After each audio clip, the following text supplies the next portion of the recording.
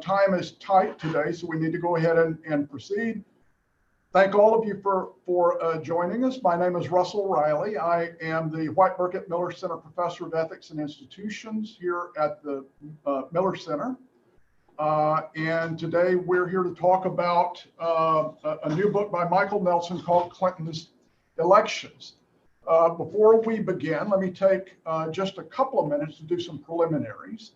The first is to let you know that we'll be taking questions from you through the course of the proceeding. If you've got any questions, we invite you to submit them throughout the program using the Q&A function at the bottom of your Zoom screen, and we'll get to as many of those questions as we can during the session.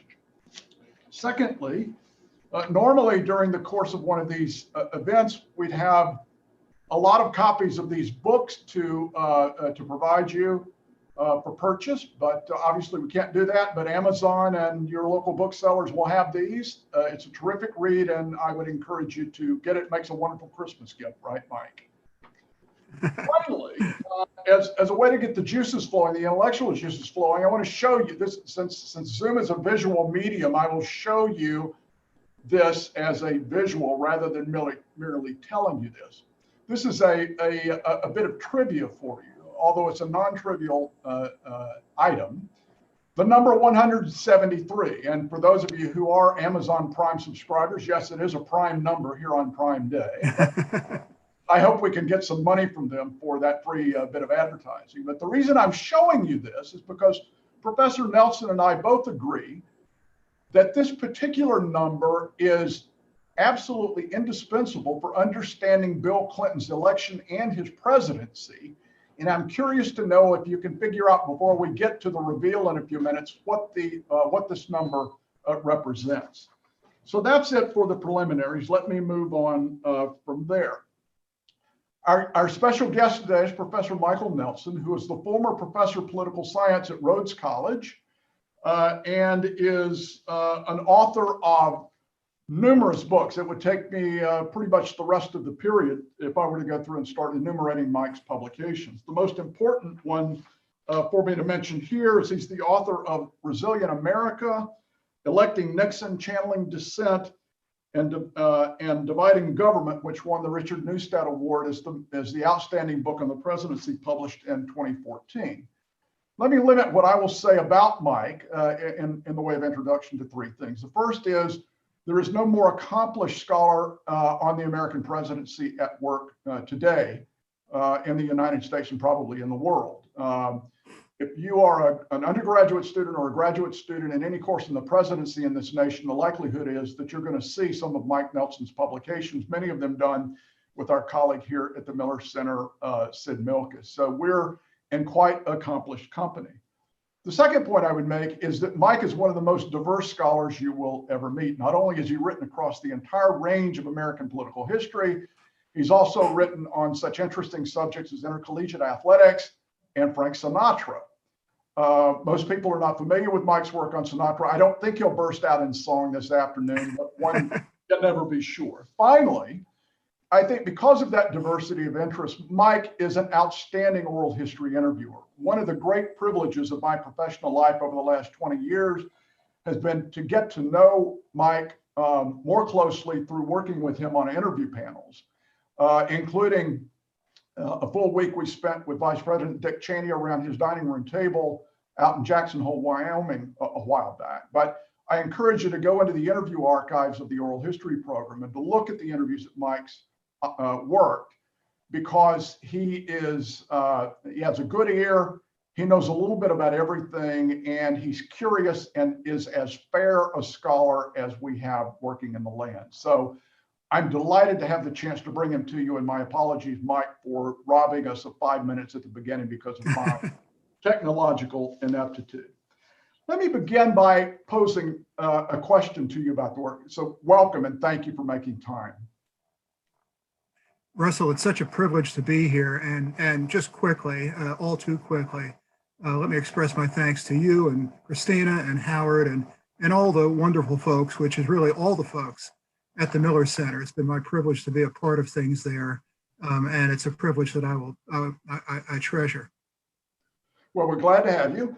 The first question I have is, this is a book and a series that you've been working on for some time. Wonder if you could tell us a little bit about the series, and then about why the decision to write on Bill Clinton. Well, it is a series that the University Press of Kansas publishes called American Presidential Elections. And I came up with the idea for this series years ago. And along with John McCardle, recently retired as Vice Chancellor at Swanee, we've now published so far in this series over 25 books, including two, by the way, authored by Mike Holt, a University of Virginia historian. I wrote the one on 1968 because it's the first election I really remember, and love the idea of going back and sort of checking my memories against the actual record. And when I wrote the concluding chapter to my 1968 book, I sort of carried the story forward. What did the 68 election, the sort of Nixon versus Humphrey versus Wallace election in an incredibly turbulent year, what did that set the stage for? And one of the things that set the stage for was an era unusual in American history of divided government, in which the normal situation, rather than the exceptional situation in Washington, is that the president's political party does not control both houses of Congress. Prior to 1968, almost always the president's party had a majority in the House and a majority in the Senate. You could hold that party accountable, as well as that president. Starting in 1968, we entered this era of divided government, almost always in the form of Republican presidents and Democratic Congresses. And that sort of led me up to 1992, which was the year that Bill Clinton managed to break the Republicans' winning streak in presidential elections. And he had a Democratic Congress initially. He inherited a Democratic Congress. But 2 years later, for the first time and since the Harry Truman era, we had a Democratic president and a Republican Congress. And as we know, since then, divided government has continued to be the pattern. So my book on 92 and 96, Bill Clinton's elections, actually carries forward the analysis all the way to close to the present. Bill Clinton had been involved in elections before 1992, and I wonder what lessons you think he picked up from the campaign experience he had both at the state level and the national level before we get to 92. Well, we might as well bring in that magic number 173, because Bill Clinton. Here comes the big reveal. What is 173, Mike? That's right. And please don't tune out after I end the suspense here. But 173, and by the way, Bill Clinton was not the only Democrat to notice this. If you added up all of the electoral votes that the Democratic nominee for president had in 1980, that was Jimmy Carter, plus 1984, that was Walter Mondale, plus Michael Dukakis, that was 1988. The number of electoral votes combined in those three elections for the Democratic nominee, 173. Now understand, that's about 10% of all the electoral votes that were awarded in those elections. So the Republicans were not only winning elections throughout the 80s, but they were dominating elections throughout the 1980s. And Bill Clinton, who set his eye on the presidency throughout that decade, was sort of noticing that when the Democrats nominated candidates who were highly responsive to the liberal wing of the party, they were losing. And so as the governor of Arkansas, not a terribly left-wing state, to say the least, but as a Democrat, what he saw and what a lot of other Democrats were seeing was that if we're going to start getting back into the game, much less winning presidential elections, we're going to have to find some way to move the party from its left-wing reputation somewhere closer to the center without forfeiting the basic values of the Democratic Party. And so when Bill Clinton talked about welfare, for example, one of his chief campaign themes, we're going to end welfare as we know it. Not end welfare, not end governmental concern for people down on their luck, but gear it toward getting people off welfare into the job market. And that was just one of multiple examples of Bill Clinton presenting himself to the party, which was ready to start winning for a change, and to the country as a different kind of Democrat, not Walter Mondale, Jimmy Carter, Michael Dukakis kind of Democrat, but a new kind of Democrat who understood that the voters did not want what the Democratic Party had been offering in presidential elections for quite a while, and was determined to move the party to a point where he could lead it to victory, which he did twice in a row. For the first time for a Democrat since Franklin Roosevelt, that a Democratic candidate for president was elected and then reelected. And so it's hard to look at Bill Clinton's political record and not agree that he was on to something, despite his many ups and downs, of which the downs were highly conspicuous. He never stayed down. One of the things that Clinton liked to say is you remember when you were a kid and you had one of these sort of life-sized inflatable dolls that maybe it had Joe Palooka on it or something, a picture of a fighter, and you would punch that thing and you could punch it so it went down, but it would always pop up. And he said, that's who I am. You can knock me down, but you can't keep me down. And certainly his resilience, which was, in the title of my book on 68, his resilience was one of his strongest qualities as a political leader, as a president, as a candidate. Well, he also learned in Arkansas, right? I mean, his first reelection bid didn't go very well, which I think sort of contributes to this sense too about being careful not to step too far away from where the voters are, right? Exactly. Bill Clinton was elected for the first time as governor in 1978. Back then, governors in Arkansas served a 2-year term, and he was the youngest governor in the country. And 2 years later, he was the youngest ex-governor in the country because he was defeated in his bid for re-election. And once Clinton got over the hurt and the sort of tendency to blame somebody else, once he did what he always did, worked through those emotions, and then sort of took a cold, hard look at what he had done wrong, what he realized was, I wasn't listening to the people who elected me. I was imposing an agenda, trying to impose an agenda that was not what they elected me for in the first place, and showed me they didn't want. And having learned that lesson, don't lose connection with the reasons that the people put you in the office. That's what sort of got him back into the game after his first 2 years as president. Fortunately, he had a 4-year term because at the 2-year mark of his presidency, Congress, for the first time in 40 years, went Republican. And Clinton, everybody was writing off Clinton at that point. No way he'll come back from that. Well, Clinton knew what it was like to experience defeat and learn from defeat and figure out how to get back in the game and win. Mike, one of the great strengths of the book, I think, is in setting the stage for that 92 election, spending a good deal of time talking about what happened to the incumbent, George Hw Bush. And so let me ask you to talk a little bit about Bush 41. It was his reelection bid that failed. Was Hw Bush re-electable in 92? Was this an opportunity that he could have taken advantage of and didn't, or were the circumstances just such that there was no way he was going to survive? Well, we'll never know. But James Baker, who was his Secretary of State, as well as his chief political counselor and best friend, Baker thought that the election was highly winnable, but for two things. And one of them I disagree with Baker on and make the case in the book. And that was that Baker thought that Ross Perot, remember Ross Perot?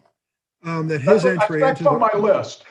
Well, there's no way to leave him off the list because, face it, this sort of proto-Trump, right? I mean, celebrity businessman who decided to make a lateral entry into the political world as a candidate for president, and ended up with 19% of the popular vote, the most that any third party or independent candidate had gotten since former President Theodore Roosevelt in 1912. And for a while, Perot was actually leading in the polls in 1992. But Baker is convinced that if Perot had not been in that race, that Bush would have gotten 2/3 of the Perot votes, and that would have been enough to win.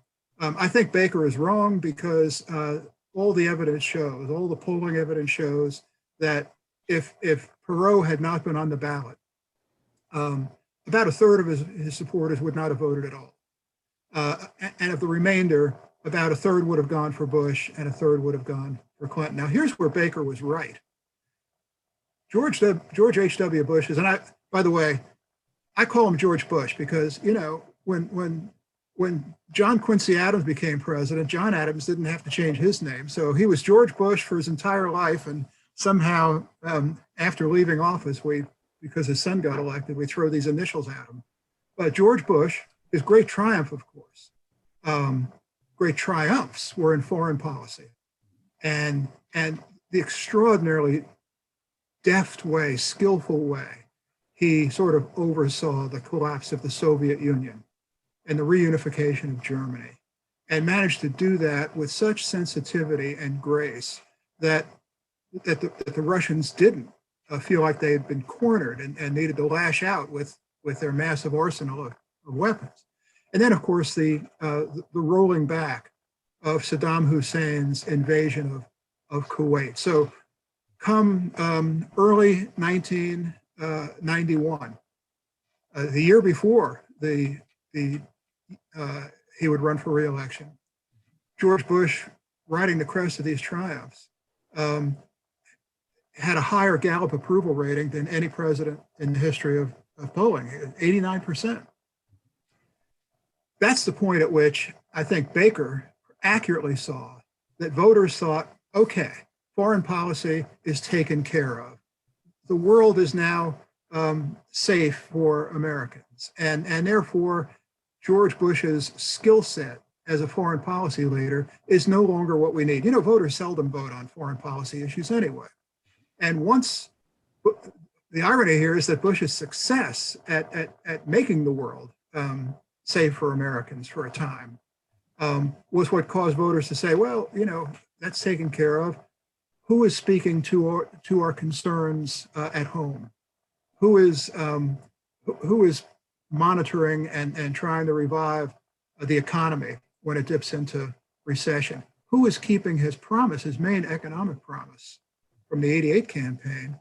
Read my lips, no new taxes. And Baker, James Baker, said, you know, that was the moment after Saddam Hussein was defeated, after the Cold War was won. That was the moment for what Baker says should have been a domestic desert storm. In other words, it's the moment at which George Bush should have said, we've taken care of the world, here's my agenda for taking care of the country. And he didn't do that, in part because George Bush really wasn't that interested in domestic policy and just didn't embrace the idea. So I think Baker was wrong about the Perot factor. I think Perot ended up certainly changing the dynamics of the campaign and setting the stage for Donald Trump in a sense by coming out of the business world and out of the celebrity world straight into presidential politics. But I don't think Perot affected the outcome of the election. What I do think affected the outcome of the election was that George Bush did not seize the moment and realize that now voters are looking to me for the same kind of leadership to deal with their concerns at home, as I've shown dealing with American interests on the world stage. And he just didn't have anything in sort of his to-do list that spoke to that desire on the part of voters. Mike, let me push you just a little bit on this with one question, because we've had lots of conversations with the Bush people and the Clinton people, and you've represented exactly what their take on this has been. But I wondered, with Perot in particular, the thing that I've always been struck by was how he affected the dynamic of that 1992 campaign, because he got out at one point. When I think he got out, he was actually leading in the polls at that point. I believe Bill Clinton was running third. I may have my particulars mixed up. But he left the race during the Democratic National Convention that year, which I think has an effect on how the dynamic of the election unfolds in a way that probably isn't captured by the election day data that tells you who shows up for the polls and which person would they have voted for otherwise. Let me throw that out for you and see if you'll rise to the bait. Is that a flawed way of thinking? I think it adds to any explanation. I mean, the fact that he did, I don't think he was leading in the polls anymore. And I think clearly he didn't enjoy the fact that having led in the polls for a time during the spring, he was now getting the scrutiny of the National Press Corps that any leading candidate for president gets, and that he simply didn't regard as something that he found acceptable. Perot did not take criticism well. And I think when he saw that that's how the campaign was going to unfold if he stayed in it, and I think he saw that to some degree his campaign was losing steam, he withdrew. And you're right, he withdrew right at the time of the Democratic Convention. And not only that, said the Democrats are starting to get their act together. So Bill Clinton couldn't have been happier about that, even though Clinton's initial response when he heard that Perot was dropping out was, uh-oh, this is going to help Bush. I would argue that at the end of the day, given the magnitude of Clinton's victory, he more than doubled George Bush's electoral vote count. Bush went from 55% in 1988 down to 37% of the national popular vote in 1992. Extraordinary fall off. I think Perot's sort of timing was part of the story, but I don't know how much it had to do with the outcome of the election. Gotcha. So just to recap this for people whose memory may not be that fixed on the election, heading into the convention season, there had been a period where all three of these candidates were pretty closely packed together, with Perot rising to the top and then falling to the bottom. There's an interesting thing that happens in Clinton's campaign right around the time of the convention called the Manhattan Project. Yes. And tell us about what the Manhattan Project was and why it has relevance to the outcome of the election. This was an interesting thing that the Democrats, and in particular the Clinton campaign, were finding to be an absolute challenge, would be the nice way to put it. And that is, Clinton, after getting through, and we shouldn't overlook the bumps along the way, right? The Jennifer Flowers accusations that she'd been having an affair with Bill Clinton, the revealing of the letter that Clinton had sent as a young man that sort of got him out of the draft and out of the alternative to the draft, which he had agreed to, entering ROTC. Let's not overlook those things. But the truth is that he was able to sort of, bounce back from those body blows and sail through the Democratic primaries. Here was what was happening, though. Clinton is winning the primaries, he's locking up the nomination, and his own private polling and focus groups and other research are showing that voters don't like him. Even if they're voting for him, they don't like him. And why don't they like him?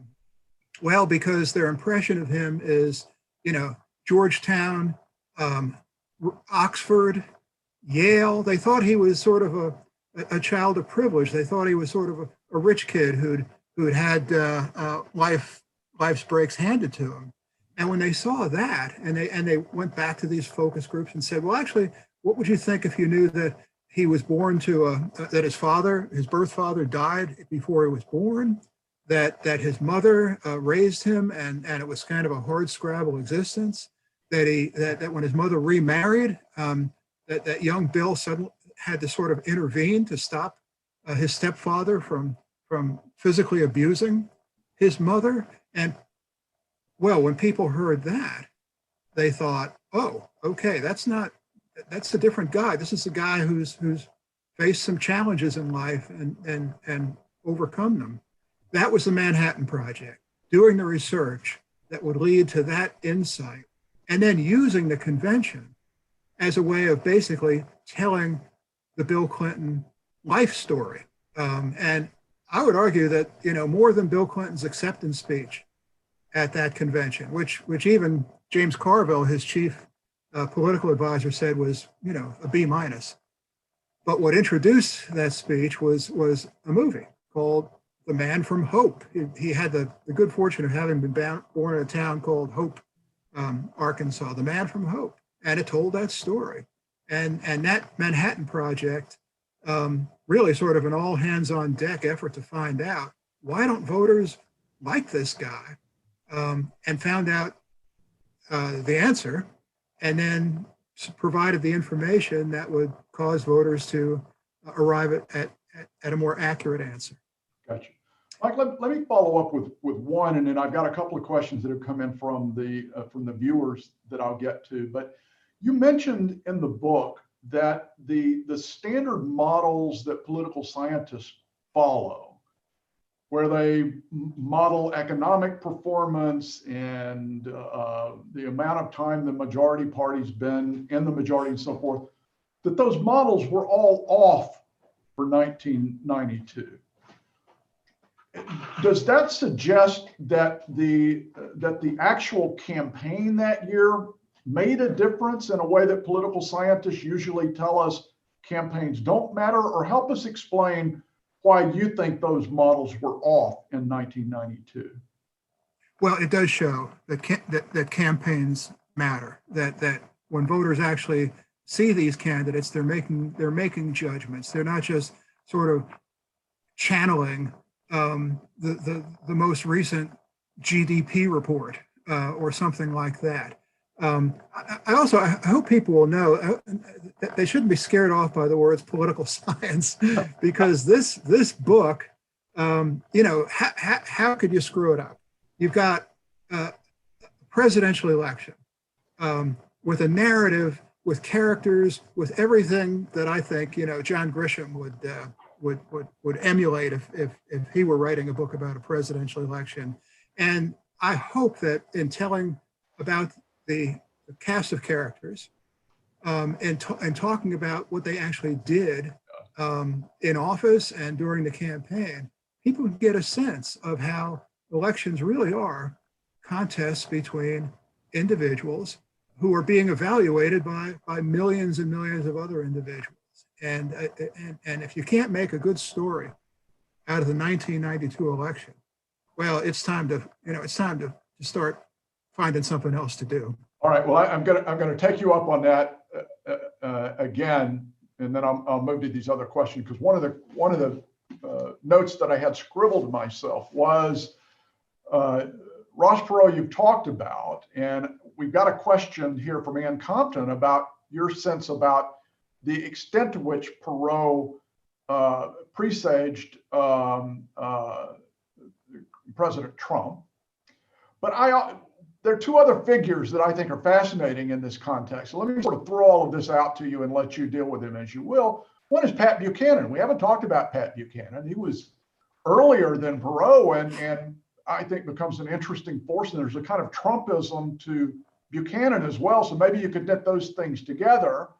And then on the Democratic side, you've got Bob Kerrey, who is kind of an interesting character. So well, why don't I give you the opportunity to paint this portrait? We'll get away from those political science models as being maybe too abstruse and they'll put people to sleep, but not the character sketches that you'll draft for us on Buchanan and these other folks. Well, certainly in the book, I make a lot out of Pat Buchanan and his challenge to George Bush for the Republican nomination. You know, I won't set the whole background here, but once the presidential nominating process got opened up following the '68 election, that delegates to conventions now were chosen in open primaries and caucuses. It sort of opened the door for people within a party to challenge their own president for renomination. And when that happened in sort of a serious way, it turned out to be fatal for the president running for re-election. So we saw that when Ronald Reagan challenged Gerald Ford for the '76 Republican nomination, when Ted Kennedy challenged Jimmy Carter for the 1980 Democratic nomination. And we saw it again in 1992 when Pat Buchanan did the same. My argument about the relationship between Buchanan and Perot is that if you somehow were to, this is a gruesome image, but somehow if you were able to mate Pat Buchanan with Ross Perot, Donald Trump would be their love child, because Buchanan brought the sort of populist, peasants with pitchforks. He used the phrases, by the way, in his campaign: "Make America Great Again," "America First." He talked about building not a wall along the border, but a Buchanan fence along the water. So you take Buchanan's sort of populist, working class, pugilistic style and appeal, and combine that with Ross Perot's sort of coming out of the world of being not just a prominent business person, but a sort of celebrity in his own right. You put all those things together, and 28 years ago, you see kind of the ingredients out of which the Donald Trump candidacy would form. And I think that's fascinating. Bob Kerrey, Democratic side, much less sort of memorable part of that campaign, although for a time he was seen as the front runner for the Democratic nomination because he seemed to have everything.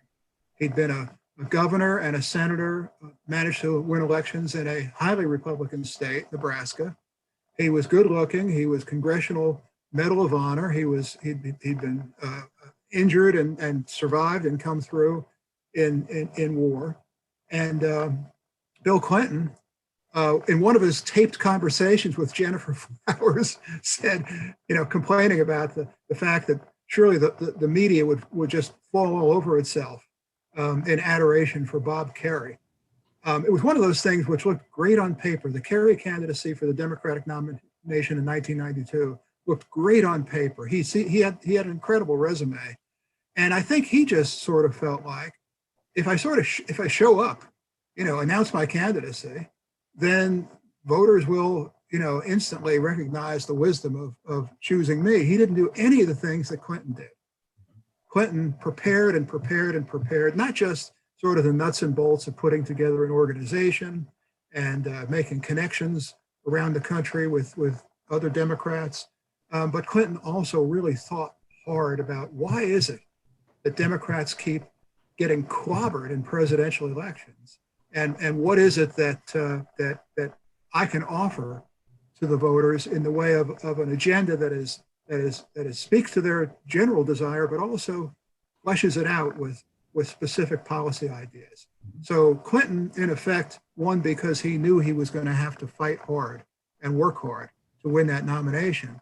And Bob Kerrey didn't win because I think he sort of thought if he showed up, that would be enough. And boy, he was wrong, because voters wanted to hear, what are you going to do if you win this election? Not tell us about your great life story. Mike, one of the questions that came in, and forgive me, it's scrolled off the screen, so I can't cite the author of it, but it was a question, a good question about whether there were any notable characteristics of the Electoral College returns in 1992. We've become so attentive this year to the asymmetry between the popular vote and the electoral vote, which became an issue in 2000. But I think this question is one in advance in 92. Were there any signals at that point that might have indicated problems in the future on these grounds, or was there any kind of imbalance created in 92 between the electoral vote and the popular vote that's worth noting?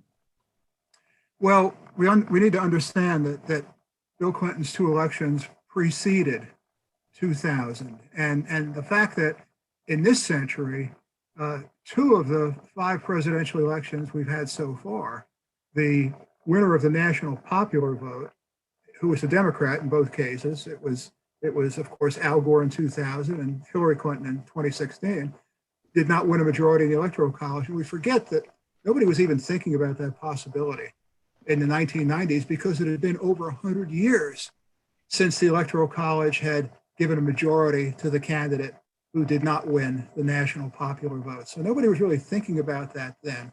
What people were noticing, though, is that Ross Perot got almost 20% of the national popular vote and didn't come close to winning a single electoral vote because he didn't come close to winning a single state. Perot's support, unlike, say, George Wallace's in 1968, where Wallace got 13% and carried four southern states, Perot's support was spread out across the country so evenly that he never had enough in any particular state to win a single electoral vote. So that's what people were noticing then, that third-party candidates, independent candidates, unless they have a particular regional base, they can get a lot of popular votes, but the votes that count are electoral votes. So that's something I don't think we've given a lot of thought to since then, because Perot, who by the way ran again in 1996, and he didn't get 19% of the vote, but he did get 8% of the vote, which by third-party standards is pretty high. Since then, independent candidates, third-party candidates haven't made the same kind of dent that he did. To be honest, though, I think one thing we saw in 2016 was that if Donald Trump had chosen to run as an independent,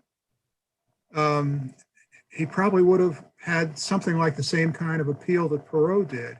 But what Trump realized instead was, hey, why start a new endeavor when I think I've got enough support to take over one of the existing major parties, which is exactly what happened.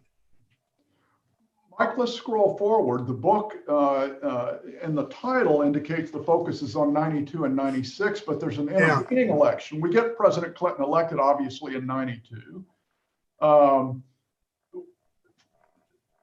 1994 is extremely important historically. How does that happen, and what are the implications for 96? You know, I mentioned earlier that in presidential elections, Republicans had been on not only a winning streak, but on a landslide streak. But understand that even in the 80s, the 70s and 80s, when Republicans were dominating presidential contests, Democrats are still running Congress. And in 1992, as Clinton is getting elected president, this sort of outsider from Arkansas, I mean, that he really was seen as somebody who was coming in from the outside. Democrats who were still running Congress sort of felt like, well, you know, what does this guy know? We've got our own agenda, and we expect the president to endorse our agenda, which when they had passed things into law, Bush had been vetoing, and now here we go. And they didn't want to hear about things Clinton was talking about during his own election campaign. They didn't want to hear about campaign finance reform.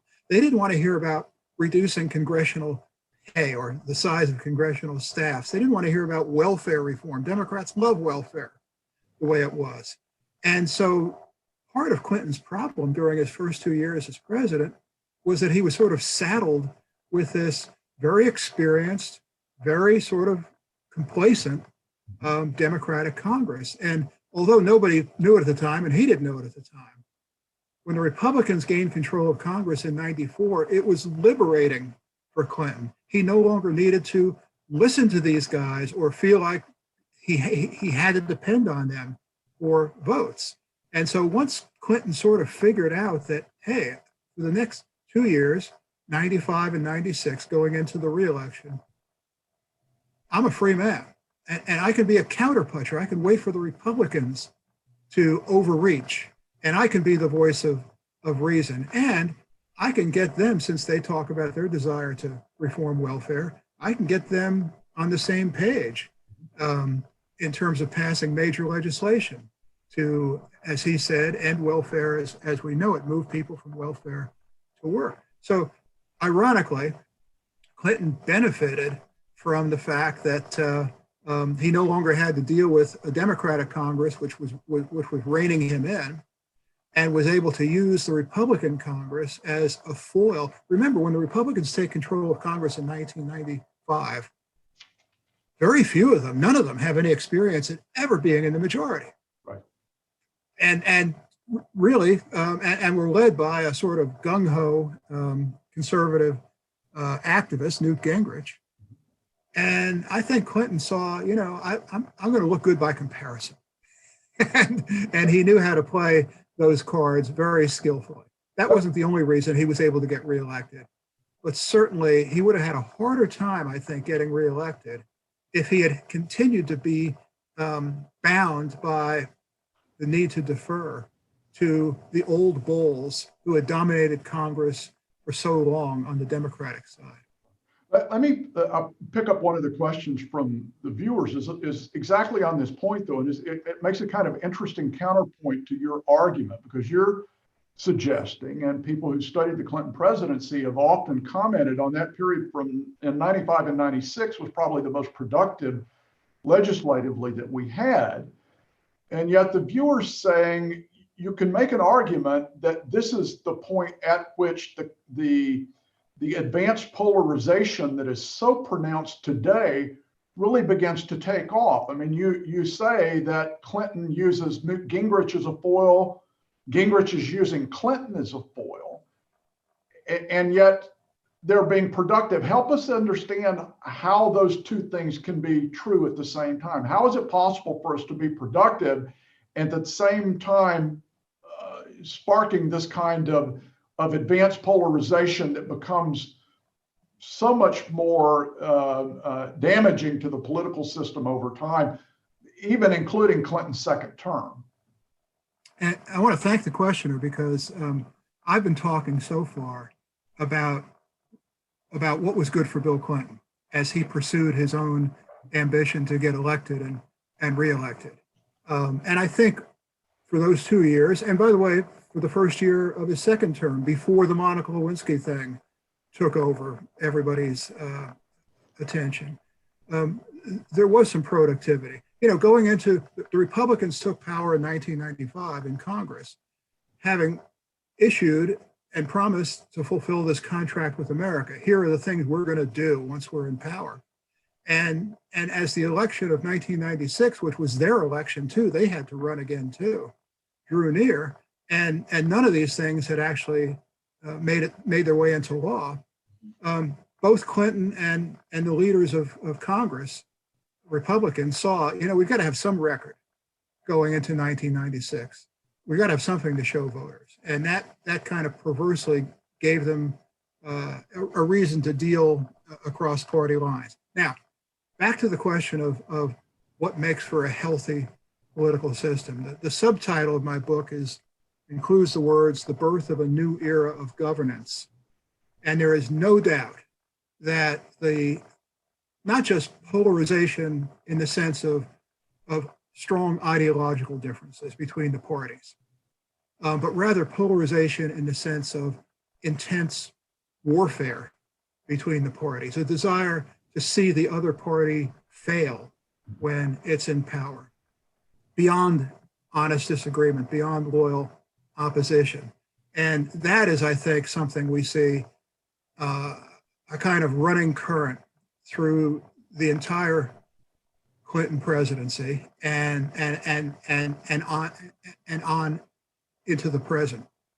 And so, there was no question that when the Monica Lewinsky story broke, that Republicans in Congress were thinking, this is a way we can bring this president down. There's no question that when Barack Obama was elected and Mitch McConnell said, our main goal as Republicans is for this to be a one-term president. There's no doubt that when Donald Trump was inaugurated as president, and Democrats were saying, not my president, that we've gotten into a situation now where active hostility between the parties is kind of the normal governing situation. And of course, today we're in the midst of a Supreme Court, the latest Supreme Court fight, and nobody even pretends anymore that this is about the professional qualifications of judicial nominees to serve on that high court. Everybody just sort of takes for granted now. This is a political battle, and it's can the Democrats find a way to undermine Amy Coney Barrett? Can the Republicans find a way to ram her through? The third branch of government, the judicial branch, has kind of become a political football, kicked back and forth between the elected branches of government and the political parties. So I'm on a bit of a rant here. No, that's quite all right. Let me, the earlier question, to give credit where credit's due, that came in from Winston Tang. That was the question about the advanced partisanship that came out of '94. So let me do that. There's another question here that I want to pose to you. This is from David Pike, who says he's the father of one of your students at Rhodes. So this may be a bit incestuous, but I'll offer the question anyway. Have you ever seen the dynamic we see with Trump supporters before? The dynamic of many silent Trump supporters who are not willing to be public about their candidate due to the negative connotation Trump evokes. And I have to think that there must be some subtext here going into the second term with Bill Clinton. Are there shades, are there forbearings in the Democratic response to Clinton's problems in his second term to what we have seen more recently with President Trump and his supporters? Well, Mr. Pike, let's keep this between us, but Aiden made an A on her midterm exam. I graded it this morning, so let this come as a surprise to her. Proud dad, I hope. I don't know. I mean, if the concern is that, if you're a Trump supporter, you're kind of unwilling to reveal that to pollsters because you're afraid that somehow that will be held against you. I don't know that I can see where in certain settings a Trump supporter might feel like I'm going to keep that to myself. But polling organizations have gotten very, very good at finding workarounds to find out what people really do think, because their whole business model is we publish polls that are accurate. And since in 2016 there were some unpleasant surprises for polling organizations, they have been spending an enormous amount of time and money to get it right this time. So I don't know. The flip side of that was when some years ago, there was a sense that when African-American candidates for example, for mayor of Los Angeles or some other office, that when polling organizations were surveying those races, that people were saying they were going to vote for the black candidate, even though they didn't mean to. Well, it turned out that was not true either. So whatever the problems with public opinion polling, believe me, people who do that for a living have been working very hard to remedy them. And one of the things they're most concerned about is finding out what people really think and letting them know that they can express their opinions confidentially. Gotcha. All right, Mike, let's sort of come full circle then. We talked a little bit about 96. You deal less with that in the book. I think there's richer, I was going to ask you about that, but I'm assuming there's a lot richer material on 92, and that's where the important turning point is. So that would naturally merit more attention. Well, I give 96, I would say, the better part of 2 chapters, because one chapter is about the 96 campaign. And if you remember, that was the year the Republicans nominated Bob Dole. That's right. In case anybody's forgotten. And by the way, the issue of the age of candidates was very much a part of that 96 election.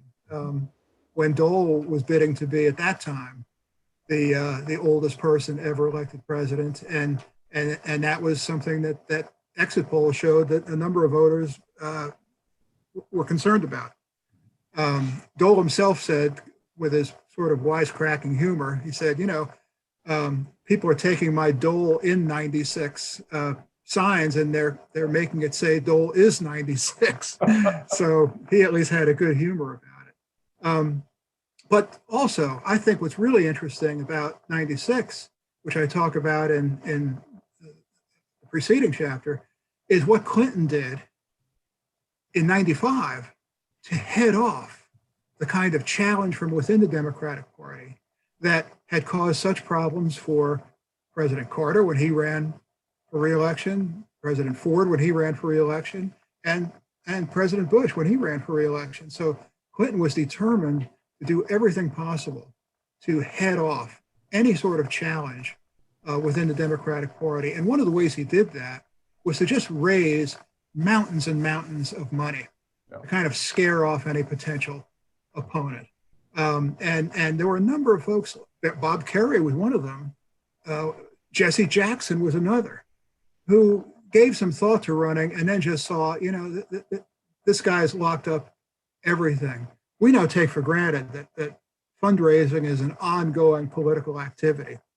But when Clinton put so much effort into that in the year before the election as a way of scaring off potential challenges within his own party, he was sort of creating the template for his successors, for George W. Bush, for Barack Obama, for Donald Trump, none of whom have faced a challenge for renomination. And by the way, what Clinton also knew was, while Bob Dole and the other Republicans are beating each other up in the fight for the Republican nomination and spending all their money tearing each other down, I get to spend all my money on running against the Republicans. So there's a huge advantage which Clinton realized and took advantage of, that if you can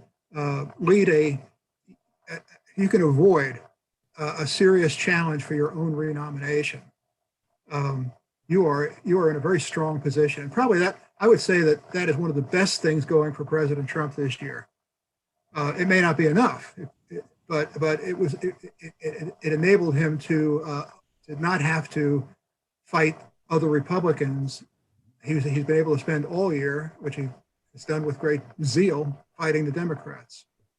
We've got just a couple more minutes, Mike, but I didn't want us to get away before we talked about 2000.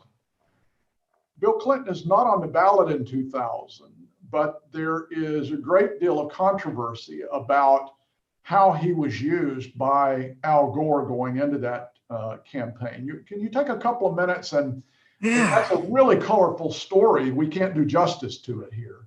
Well, Al Gore, who my fellow Tennessean, the vice president during Clinton's 2 terms, and the Democratic nominee for president in 2000, I would argue he was dealt a winning hand. He had a great economy at his back. He had a world at peace at his back, peace and prosperity. And Bill Clinton's job approval rating was well into the 60s throughout the year 2000. Now, Gore, in a sense, decided that he did not want in any way to associate his campaign with the Clinton presidency, of which he'd been a part for 8 years.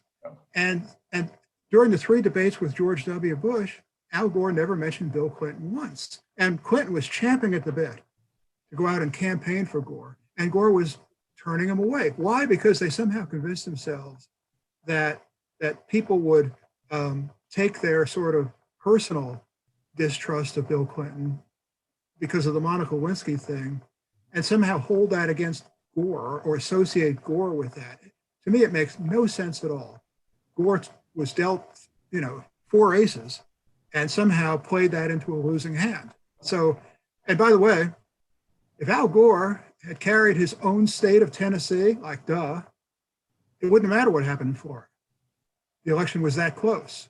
11 electoral votes from Tennessee would have given him a majority, even if he didn't have Florida. So Al Gore, somehow It's like the Kenny Rogers song, every hand's a winner, every hand's a loser. Well, every hand's a loser when it was played by Al Gore. Mike, anything in conclusion you want to offer in reflections about this period? And any macro lessons we can learn from the Bill Clinton experience going into the last 3 weeks of this election season, for example? Well, I guess this, looking at what began during the Clinton presidency and what has accelerated ever since, this thing I mentioned earlier, that the desire of each party to not only disagree with the other party, but to discredit, to disgrace the other party. And so even if you have as you did during President Trump's first 2 years, as you did during President Obama's first 2 years, a president who has a Congress controlled by his own party, it seems like the opposition party, even if it's in the minority, is using every single tool in its disposal to bring that president down. And, we only get one president at a time. He may not have voted for the president, but he's the only one we got. And so the idea that you want to undermine presidents rather than find some way to seek a common ground and turn it into a win-win, we've lost that. And we've lost a whole lot in the process. Mike, thank you very much for your time. For all of you who have joined us online, we're grateful for your time. We're grateful for your patience as we worked our way through the technology problems at the beginning. Again, I strongly encourage you to look at this. You got just a bit of a taste of the contents of the book today. Mike's an even better writer than he is a speaker, so I think you find it a treat. It's well worth your time. Thanks for joining us at the Miller Center, and we appreciate your support.